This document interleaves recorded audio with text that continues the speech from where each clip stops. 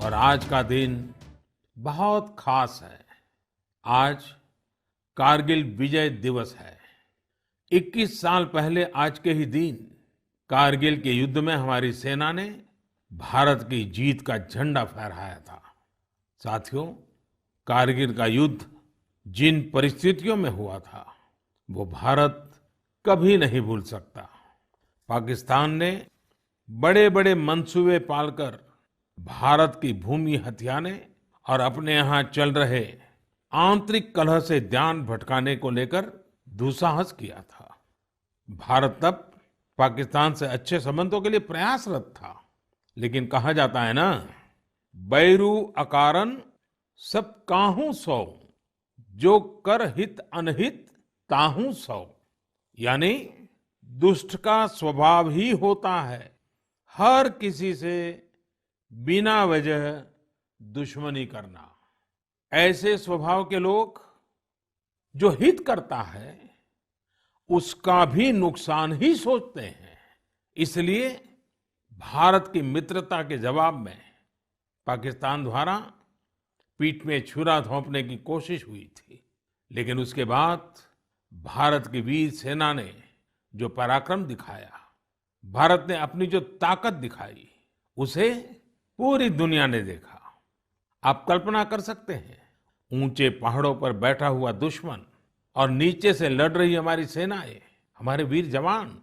लेकिन जीत पहाड़ की ऊंचाई की नहीं, भारत की सेनाओं के ऊंचे हौसले और सच्ची वीरता की हुई। साथियों, उस समय मुझे भी करगिल जाने और हमारे जवानों की वीरता के दर्शन का सौभाग्य मिला। वो दिन मेरे जीवन के सबसे अनमोल क्षणों में से एक है। मैं देख रहा हूं कि आज देश भर में लोग कारगिल विजय को याद कर रहे हैं। सोशल मीडिया पर एक हैशटैग करेज इन करगिल के साथ लोग अपने वीरों को नमन कर रहे हैं। जो शहीद हुए हैं उन्हें श्रद्धांजलि दे रहे हैं। मैं आज सभी देशवासियों की तरफ से हमारे इन वीर जवानों के साथ साथ उन वीर माताओं को भी नमन करता हूं जिन्होंने मां भारती के सच्चे सपूतों को जन्म दिया। मेरा देश के नौजवानों से आग्रह है कि आज दिन भर कारगिल विजय से जुड़े हमारे जाबाजों की कहानियां, वीर माताओं के त्याग के बारे में एक दूसरे को बताएं, शेयर करें। मैं साथियों आपसे एक आग्रह करता हूं। आज एक वेबसाइट है www.gallantryawards.gov.in। आप उसको जरूर विजिट करें। वहां आपको हमारे वीर पराक्रमी योद्धाओं के बारे में, उनके पराक्रम के बारे में बहुत सारी जानकारियां प्राप्त होगी। और वो जानकारियां जब आप अपने साथियों के साथ चर्चा करेंगे, उनके लिए भी प्रेरणा का कारण बनेगी। आप जरूर इस वेबसाइट को विजिट कीजिए और मैं तो कहूँगा बार बार कीजिए। साथियों, कारगिल युद्ध के समय अटल जी ने लाल किले से जो कहा था वो आज भी हम सभी के लिए बहुत प्रासंगिक है। अटल जी ने तब देश को गांधी जी के एक मंत्र की याद दिलाई थी। महात्मा गांधी का मंत्र था कि यदि किसी को कभी कोई दुविधा हो कि उसे क्या करना क्या न करना, तो उसे भारत के सबसे गरीब और असहाय व्यक्ति के बारे में सोचना चाहिए।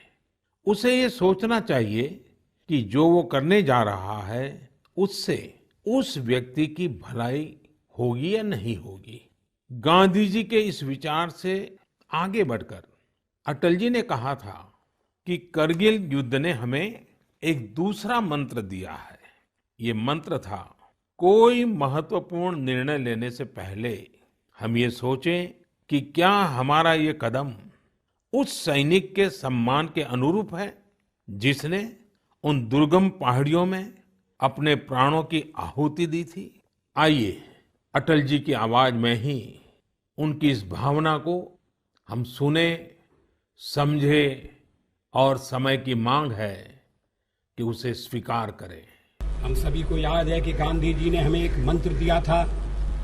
उन्होंने कहा था कि यदि कोई दुविधा हो कि तुम्हें क्या करना है तो तुम भारत के उस सबसे असहाय व्यक्ति के बारे में सोचो और स्वयं से पूछो कि क्या तुम जो करने जा रहे हो उससे उस व्यक्ति की भलाई होगी। कारगिल ने हमें दूसरा मंत्र दिया है, कोई महत्वपूर्ण निर्णय लेने से पहले हम ये सोचें कि क्या हमारा ये कदम उस सैनिक के सम्मान के अनुरूप है जिसने उन दुर्गम पहाड़ियों में अपने प्राणों की आहुति दी थी। साथियों, युद्ध की परिस्थिति में हम जो बात कहते हैं, करते हैं, उसका सीमा पर डटे सैनिक के मनोबल पर, उसके परिवार के मनोबल पर बहुत गहरा असर पड़ता है। ये बात हमें कभी भूलनी नहीं चाहिए और इसलिए हमारा आचार, हमारा व्यवहार, हमारी वाणी, हमारे बयान, हमारी मर्यादा, हमारे लक्ष्य, सभी कसौटी में ये जरूर रहना चाहिए कि हम जो कर रहे हैं, कह रहे हैं, उससे सैनिकों का मनोबल बढ़े, उनका सम्मान बढ़े। राष्ट्र सर्वोपरि का मंत्र लिए एकता के सूत्र में बंधे देशवासी हमारे सैनिकों की ताकत को कई हजार गुना बढ़ा देते हैं। हमारे यहाँ तो कहा गया है ना, संगे शक्ति कलौ युगे। कभी कभी हम इस बात को समझे बिना सोशल मीडिया पर ऐसी चीजों को बढ़ावा दे देते हैं जो हमारे देश का बहुत नुकसान करती है। कभी कभी जिज्ञासावत फॉरवर्ड करते रहते हैं, पता है गलत है लेकिन करते रहते हैं। आजकल युद्ध केवल सीमाओं पर ही नहीं लड़े जाते हैं, देश में भी कई मोर्चों पर एक साथ लड़ा जाता है और हर एक देशवासी को उसमें अपनी भूमिका तय करनी होती है। हमें भी अपनी भूमिका देश की सीमा पर दुर्गम परिस्थितियों में लड़ रहे सैनिकों को याद करते हुए तय करनी होगी। मेरे प्यारे देशवासियों, पिछले कुछ महीनों से पूरे देश ने एकजुट होकर जिस तरह कोरोना से मुकाबला किया है, उसने अनेक आशंकाओं को गलत साबित कर दिया है। आज हमारे देश में रिकवरी रेट अन्य देशों के मुकाबले बेहतर है। साथ ही हमारे देश में कोरोना से मृत्यु दर भी दुनिया के ज्यादातर देशों से काफी कम है। निश्चित रूप से एक भी व्यक्ति को खोना दुखद है, लेकिन भारत अपने लाखों देशवासियों का जीवन बचाने में सफल भी रहा है। लेकिन साथियों, कोरोना का खतरा टला नहीं है। कई स्थानों पर यह तेजी से फैल रहा है। हमें बहुत ही ज्यादा सतर्क रहने की जरूरत है। हमें ये ध्यान रखना है कि कोरोना अब भी उतना ही घातक है जितना शुरू में था। इसलिए हमें पूरी सावधानी बरतनी है। चेहरे पर मास्क लगाना या गमछे का उपयोग करना, 2 गज की दूरी, लगातार हाथ धोना, कहीं पर भी थूकना नहीं, साफ सफाई का पूरा ध्यान रखना, यही हमारे हथियार हैं जो हमें कोरोना से बचा सकते हैं। कभी कभी हमें मास्क से तकलीफ होती है और मन करता है कि चेहरे पर से मास्क हटा दें। बातचीत करना शुरू करते हैं, जब मास्क की जरूरत होती है ज्यादा, उसी समय मास्क हटा देते हैं। ऐसे समय मैं आपसे आग्रह करूंगा, जब भी आपको मास्क के कारण परेशानी फील होती हो, मन करता हो उतार देना है, तो पल भर के लिए उन डॉक्टर्स का स्मरण कीजिए, उन नर्सों का स्मरण कीजिए, हमारे उन कोरोना वॉरियर्स का स्मरण कीजिए। आप देखिए, वो मास्क पहन करके घंटों तक लगातार हम सबके जीवन को बचाने के लिए जुटे रहते हैं। 8-8, 10-10 घंटे तक मास्क पहने रखते हैं। क्या उनको तकलीफ नहीं होती होगी? थोड़ा सा उनका स्मरण कीजिए, आपको भी लगेगा कि हमें एक नागरिक के नाते इसमें जरा भी कोताही न बरतनी है, न किसी को बरतने देनी है। एक तरफ हमें कोरोना के खिलाफ लड़ाई को पूरी सजगता और सतर्कता के साथ लड़ना है, तो दूसरी ओर कठोर मेहनत से व्यवसाय, नौकरी, पढ़ाई, जो भी कर्तव्य हम निभाते हैं, उसमें गति लानी है, उसको भी नई ऊंचाई पर ले जाना है। साथियों, कोरोना काल में तो हमारे ग्रामीण क्षेत्रों ने पूरे देश को दिशा दिखाई है। गांवों से स्थानीय नागरिकों के, ग्राम पंचायतों के अनेक अच्छे प्रयास लगातार सामने आ रहे हैं। जम्मू में एक गांव त्रेवा ग्राम पंचायत है। वहां की सरपंच हैं बलबीर कौर जी। मुझे बताया गया कि बलबीर कौर जी ने अपनी पंचायत में 30 बेड का एक क्वारंटाइन सेंटर बनवाया। पंचायत आने वाले रास्तों पर पानी की व्यवस्था की, लोगों को हाथ धोने में कोई दिक्कत ना हो, इसका इंतजाम करवाया। इतना ही नहीं, ये बलबीर कौर जी खुद अपने कंधे पर स्प्रे पंप टांग कर वॉलंटियर्स के साथ मिलकर पूरी पंचायत में, आसपास के क्षेत्र में सैनिटाइजेशन का काम भी करती है। ऐसी ही एक और कश्मीरी महिला सरपंच है गांदरबल के चौंटलीवार की जैतूना बेगम। जैतूना बेगम जी ने तय किया कि उनकी पंचायत कोरोना के खिलाफ जंग लड़ेगी और कमाई के लिए अवसर भी पैदा करेगी। उन्होंने पूरे इलाके में फ्री मास्क बांटे, फ्री राशन बांटा। साथ ही उन्होंने लोगों को फसलों के बीज और सेब के पौधे भी दिए, ताकि लोगों को खेती में, बागवानी में दिक्कत ना आए। साथियों, कश्मीर से एक और प्रेरक घटना है। यहाँ अनंतनाग में म्युनिसिपल प्रेसिडेंट है श्रीमान मोहम्मद इकबाल। उन्हें अपने इलाके में सैनिटाइजेशन के लिए स्प्रेयर की जरूरत थी। उन्होंने जानकारी जुटाई तो पता चला कि मशीन दूसरे शहर से लानी पड़ेगी और कीमत भी होगी 6 लाख रुपए। तो श्रीमान इकबाल जी ने खुद ही प्रयास करके अपने आप स्प्रेयर मशीन बना ली, और वो भी केवल 50,000 रुपये में। ऐसे कितने ही और उदाहरण हैं। पूरे देश में कोने कोने में ऐसी कई प्रेरक घटनाएं रोज सामने आती हैं। ये सभी अभिनंदन के अधिकारी हैं। चुनौती आई, लेकिन लोगों ने उतनी ही ताकत से उसका सामना भी किया। मेरे प्यारे देशवासियों, सही अप्रोच से, सकारात्मक अप्रोच से हमेशा आपदा को अवसर में, विपत्ति को विकास में बदलने में बहुत मदद मिलती है। अभी हम कोरोना के समय भी देख रहे हैं कि कैसे हमारे देश के युवाओं, महिलाओं ने अपने टैलेंट और स्किल के दम पर कुछ नए प्रयोग शुरू किए हैं। बिहार में कई वुमेन सेल्फ हेल्प ग्रुप्स ने मधुबनी पेंटिंग वाले मास्क बनाना शुरू किया है, और देखते ही देखते ये खूब पॉपुलर हो गए। ये मधुबनी मास्क एक तरह से अपनी परंपरा का प्रचार तो करते ही हैं, लोगों को स्वास्थ्य के साथ रोजगारी भी दे रहे हैं। आप जानते ही हैं, नॉर्थ ईस्ट में बैम्बू यानी बांस कितनी बड़ी मात्रा में होता है। अब इसी बांस से त्रिपुरा, मणिपुर, असम के कारीगरों ने हाई क्वालिटी की पानी की बोतल और टिफिन बॉक्स बनाना शुरू किया है बाम्बू से।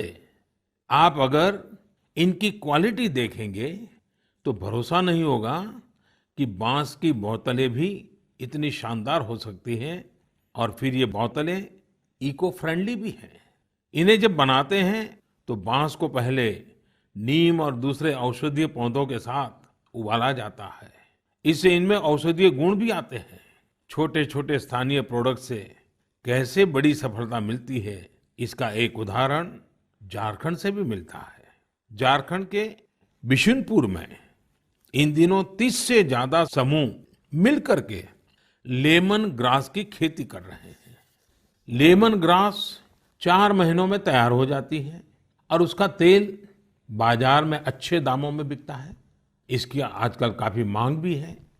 मैं देश के 2 इलाकों के बारे में भी बात करना चाहता हूं। दोनों ही एक दूसरे से सैकड़ों किलोमीटर दूर है और अपने अपने तरीके से भारत को आत्मनिर्भर बनाने के लिए कुछ हटकर के काम कर रहे हैं।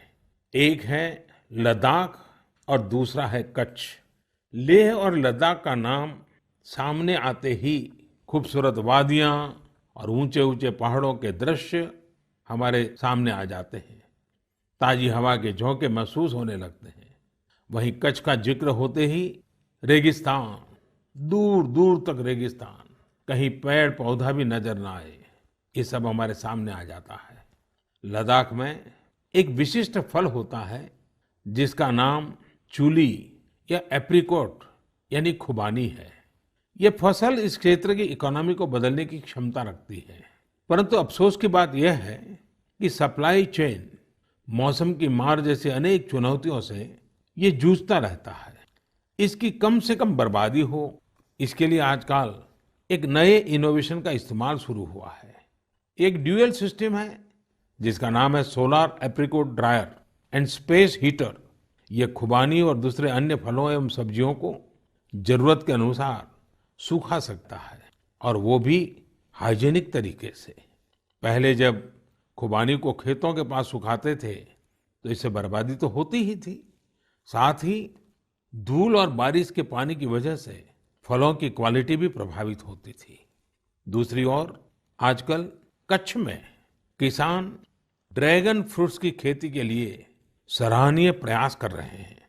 बहुत से लोग जब सुनते हैं तो उन्हें आश्चर्य होता है, कच्छ और ड्रैगन फ्रूट्स, लेकिन वहां आज कई किसान इस कार्य में जुटे हैं। फल की गुणवत्ता और कम जमीन में ज्यादा उत्पाद को लेकर काफी इनोवेशन किए जा रहे हैं।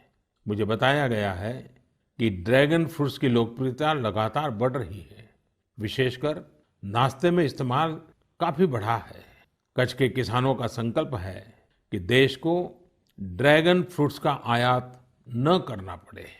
यही तो आत्मनिर्भरता की बात है।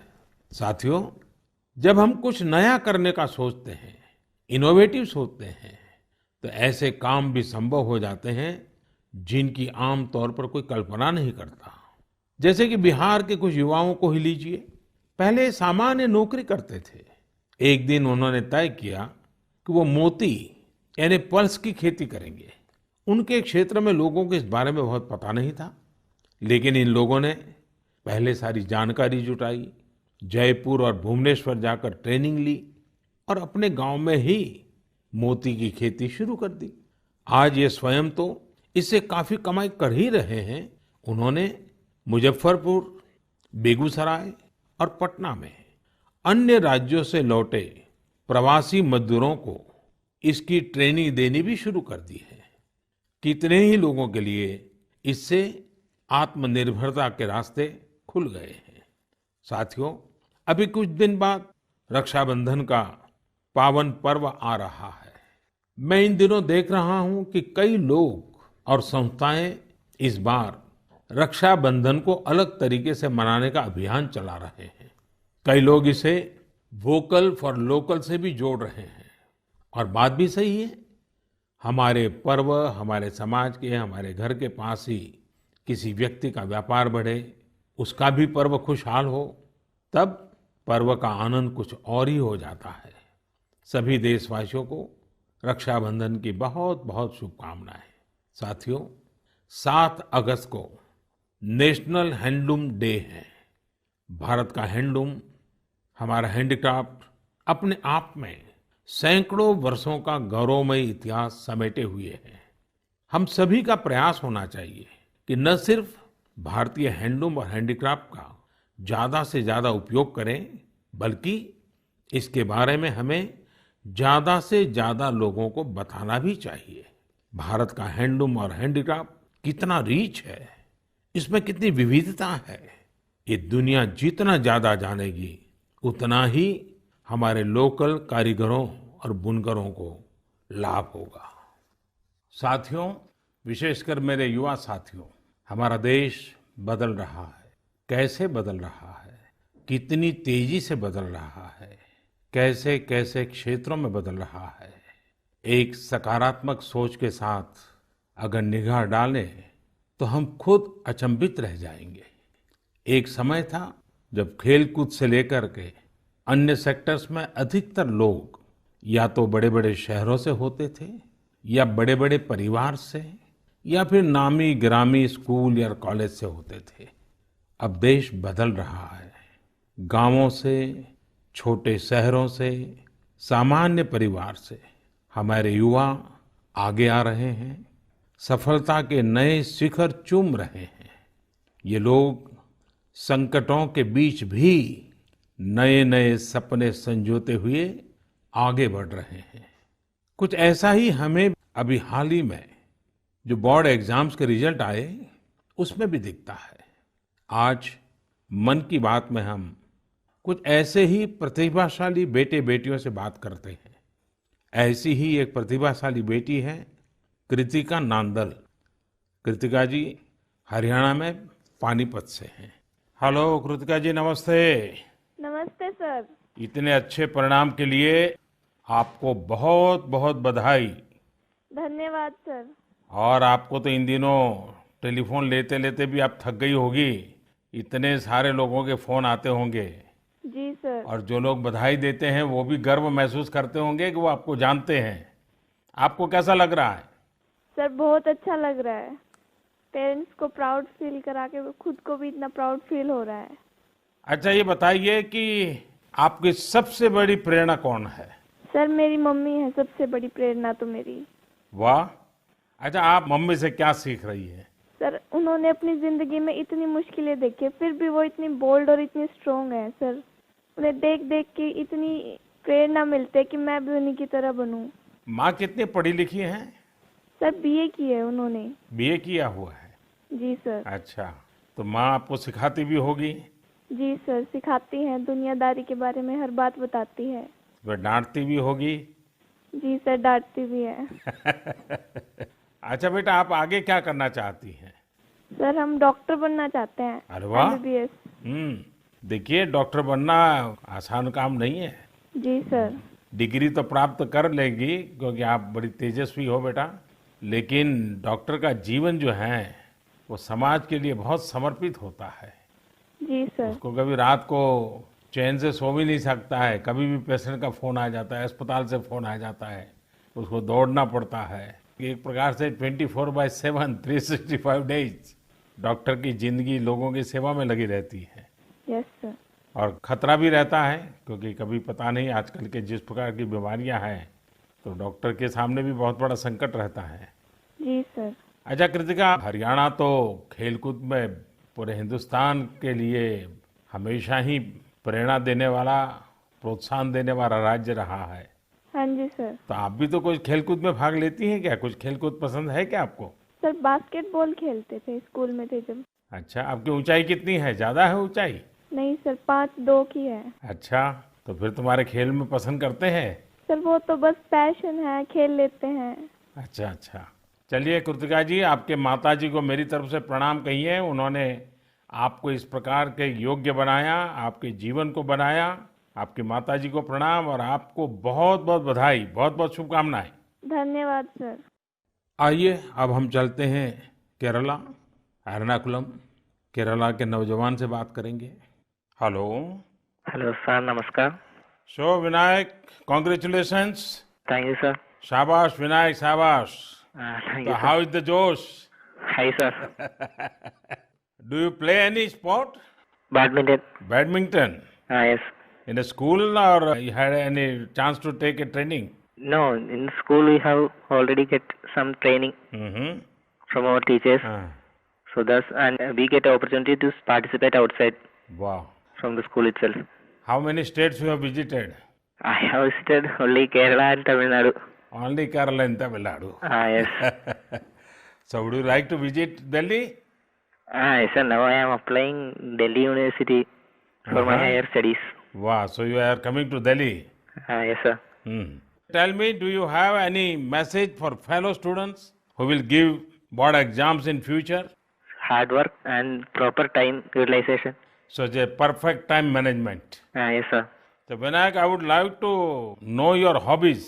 First of all, badminton, Mm-hmm. and then reading. Mm-hmm. So are you active on social media? No, we are not allowed to use any electronic items or gadgets in the school. So you are lucky. Yes sir. Well, Vinayak, congratulations again and wish you all the best. Thank you, sir. आइए हम उत्तर प्रदेश चलते हैं। उत्तर प्रदेश में अमरोहा के श्रीमान उस्मान सैफी से बात करेंगे। हेलो उस्मान, बहुत बहुत बधाई, आपको ढेरों ढेरों बधाई। Thank you sir. अच्छा, अब उस्मान बताइए कि आपने जो चाहा था वही रिजल्ट मिला कि कुछ कम आया? नहीं, जो चाहा था वही मिला है। मेरे पेरेंट्स भी बहुत खुश हैं। वाह अच्छा, परिवार में और भाई भी बहुत इतने ही तेजस्वी हैं कि घर में आप ही हैं जो इतने तेजस्वी हैं? सिर्फ मैं ही हूँ। मेरा भाई वो थोड़ा सा शरारती है, हाँ। बाकी मुझे लेकर बहुत खुश रहता है। अच्छा अच्छा। अच्छा, आप जब पढ़ रहे थे तो उस्मान आपका पसंदीदा विषय क्या था? मैथमेटिक्स। अरे वाह, तो मैथमेटिक्स में क्या रुचि रहती थी, कैसे हुआ, किस टीचर ने आपको प्रेरित किया? जी, हमारे एक सब्जेक्ट टीचर रजत सर, हम्म। उन्होंने मुझे प्रेरणा दी और वो बहुत अच्छा पढ़ाते हैं और मैथमेटिक्स शुरू से ही मेरा अच्छा रहा है और वो काफ़ी इंटरेस्टिंग सब्जेक्ट भी है। हम्म। तो जितना ज़्यादा करते हैं उतना ज़्यादा इंटरेस्ट आता है, तो इसलिए मेरा फेवरेट सब्जेक्ट। हम्म।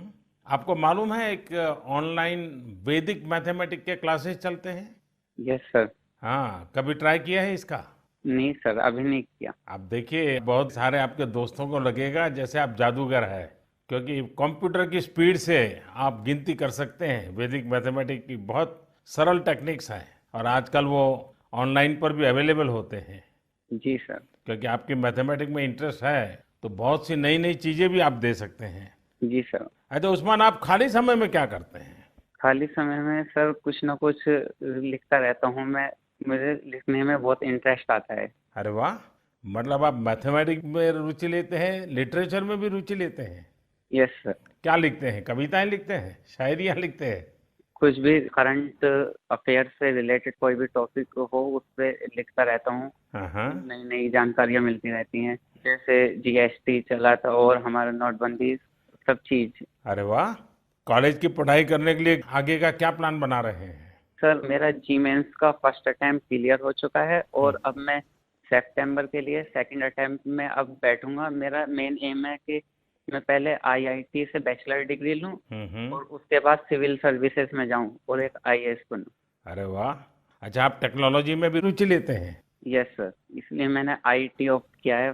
फर्स्ट टाइम बैच था आईटी का। अच्छा, चलिए उस्मान, मेरी तरफ से बहुत शुभकामनाएं हैं। और आपका भाई शरारती है तो आपका समय भी अच्छा जाता होगा। और आपके माताजी पिताजी को भी मेरी तरफ से प्रणाम कहिए, उन्होंने आपको इस प्रकार से अवसर दिया, आपका हौसला बुलंद किया। और ये मुझे अच्छा लगा कि आप पढ़ाई के साथ साथ करंट इश्यूज पर अध्ययन भी करते हैं और लिखते भी हैं। देखिए, लिखने का फायदा ये होता है कि आपके विचार में शार्पनेस आती है। बहुत बहुत अच्छा फायदा होता है लिखने से। तो बहुत बहुत बधाई मेरी तरफ से। Thank you sir. आइए चलिए फिर एकदम से नीचे साउथ में चले जाते हैं, तमिलनाडु। नामक्कल से बेटी कनिगा से बात करेंगे। और कनिगा की बात तो बहुत ही इंस्पिरेशनल है। कनिगा जी, वणक्कम। वणक्कम सर। How are you? Fine sir. First of all, I would like to congratulate you for your great success. Thank you sir. When I hear of Namakkal, I think of the Anjaneya temple. Yes sir. Now I will also remember my interaction with you. Yes sir. So, congratulations again. Thank you sir. You would have worked very hard for exams.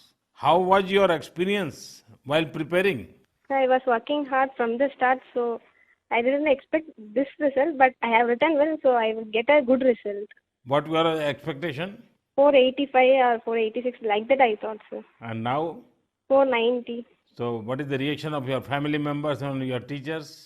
They were so happy and they were so proud, sir. Which was your favorite subject? Mathematics.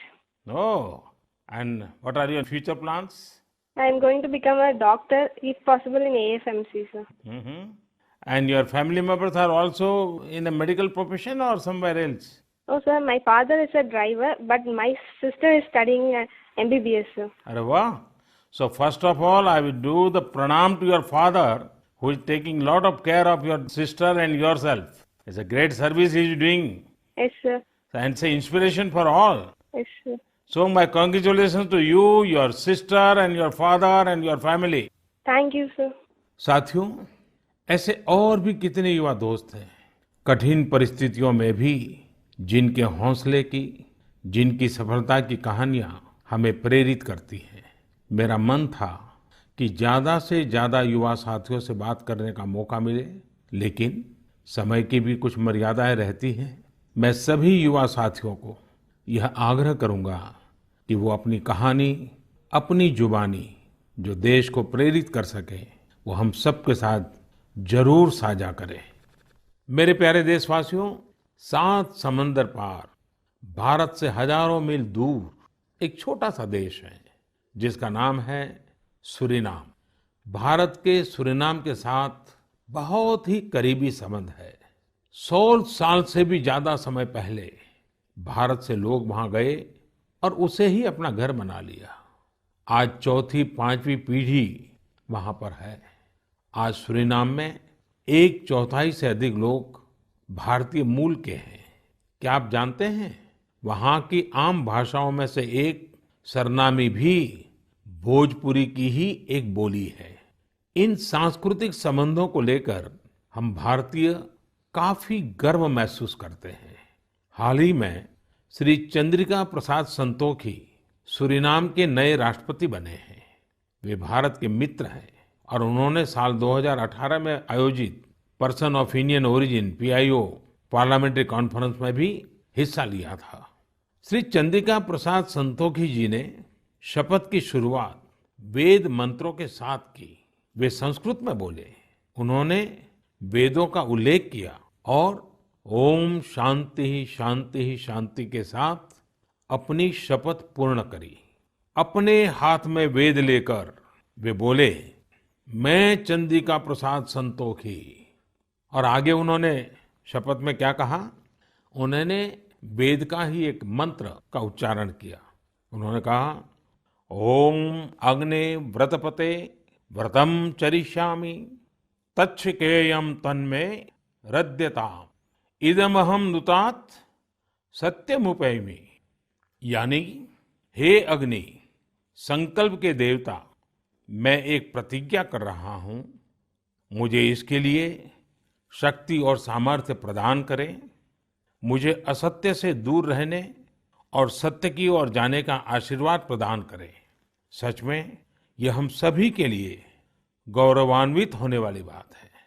मैं श्री चंद्रिका प्रसाद संतोखी को बधाई देता हूं और अपने राष्ट्र की सेवा करने के लिए 130 करोड़ भारतीयों की ओर से उन्हें शुभकामनाएं देता हूं। मेरे प्यारे देशवासियों, इस समय बारिश का मौसम भी है। पिछली बार भी मैंने आपसे कहा था कि बरसात में गंदगी और उनसे होने वाली बीमारियों का खतरा बढ़ जाता है, अस्पतालों में भीड़ भी बढ़ जाती है। इसलिए आप साफ सफाई पर बहुत ज्यादा ध्यान दें। इम्यूनिटी बढ़ाने वाली चीजें, आयुर्वेदिक काढ़ा वगैरह लेते रहें। कोरोना संक्रमण के समय में हम अन्य बीमारियों से दूर रहें। हमें अस्पताल के चक्कर न लगाने पड़े, इसका पूरा ख्याल रखना होगा। साथियों, बारिश के मौसम में देश का एक बड़ा हिस्सा बाढ़ से भी जूझ रहा है। बिहार, असम जैसे राज्यों के कई क्षेत्रों में तो बाढ़ ने काफी मुश्किलें पैदा की हुई है। यानी एक तरफ कोरोना है तो दूसरी तरफ ये एक और चुनौती है। ऐसे में सभी सरकारें, NDRF की टीमें, राज्य की आपदा नियंत्रण टीमें, स्वयंसेवी संस्थाएं सब एक साथ मिलकर जुटे हुए हैं। हर तरह से राहत और बचाव के काम कर रहे हैं।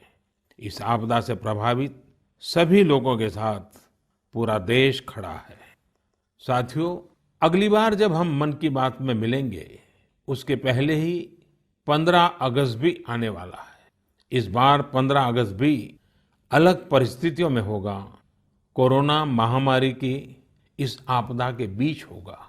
मेरा अपने युवाओं से, सभी देशवासियों से अनुरोध है कि हम स्वतंत्रता दिवस पर महामारी से आजादी का संकल्प लें, आत्मनिर्भर भारत का संकल्प लें, कुछ नया सीखने और सिखाने का संकल्प लें, अपने कर्तव्यों के पालन का संकल्प लें।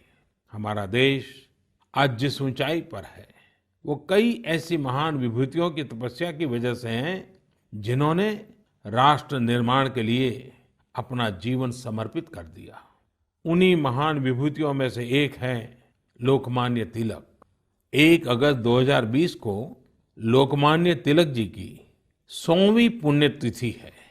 लोकमान्य तिलक जी का जीवन हम सभी के लिए बहुत बड़ी प्रेरणा है, हम सभी को बहुत कुछ सिखाता है।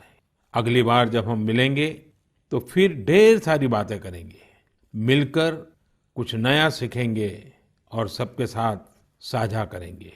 आप सब अपना ख्याल रखिए, अपने परिवार का ख्याल रखिए और स्वस्थ रहिए। सभी देशवासियों को आने वाले सभी पर्वों की बहुत बहुत शुभकामनाएं। बहुत बहुत Subscribe now and press the bell icon. Never miss an update.